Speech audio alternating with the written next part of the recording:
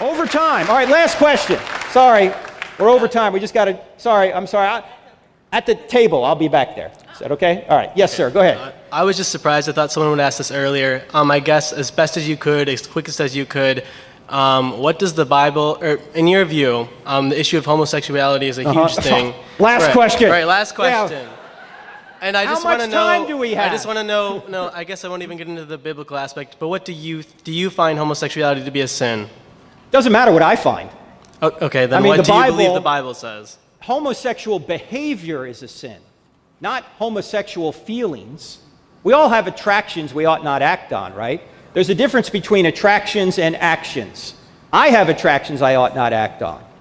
So to be attracted to someone of the same sex, if you act on that, it's a sin. That's what the Bible says. That's what Jesus says. You say, well, Jesus never talked about homosexuality. No, he talked about all sexual immorality, because whenever he used the phrase sexual immorality, that meant any sexual activity outside of the marriage of a man and a woman. Fornication, adultery, homosexuality, bestiality, rape, incest, whatever it is. When he's using that phrase, that's what he means. And of course, Christians believe Jesus wrote the entire Bible through the Holy Spirit. So the entire Bible is inspired. Now, you can make other arguments, natural law arguments. I have a little book on this called Correct, Not Politically Correct, where you don't even bring the Bible into it. But we have to have compassion for people that have these attractions. Why? Because they didn't wake up one day and say, I want these attractions. They had them for whatever reason. And so we all have attractions we ought not act on. And so we all have to hold one another accountable to attractions or to actions that are going to hurt themselves or others.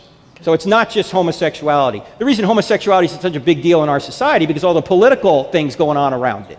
Right? So very last thing then on that topic, by that logic, you would be grouping homosexuality at the same wrongness as bestiality and rape, correct? Well, I don't...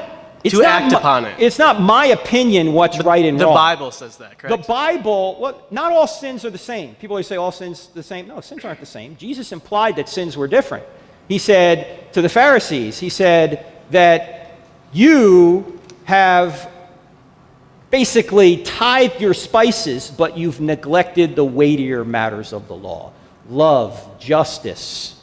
So there is a hierarchy of sins. Sexual sin is not the greatest of sins, but it is a sin. And where homosexuality falls on that, that's not for me to decide. The Bible calls all sin, all sex outside of the marriage of a man and a woman sin. Because, let's just take it from a very practical perspective. Very, very practical here. The culture tries to tell you that sin is just physical. Sin is just physical. Sex is just physical. If that were the case, why is it that it's worse when somebody rapes you than when somebody just physically assaults you? Because sex is not just physical. It's emotional. It's moral. It's biological. It's spiritual. There's something beyond sex than just the physical act, and we all know it. Sex is like fire. If you put it in your fireplace, it will warm you. It's wonderful. If you get it anywhere else in your house, it will burn your house down. And we see that. Look, homosexuals didn't give us really same-sex marriage. You know who did? Heterosexuals through no-fault divorce.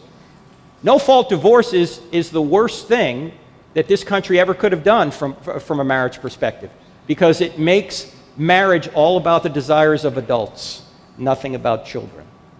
Well, if marriage isn't about children, why is the government even in it? Who cares who loves who?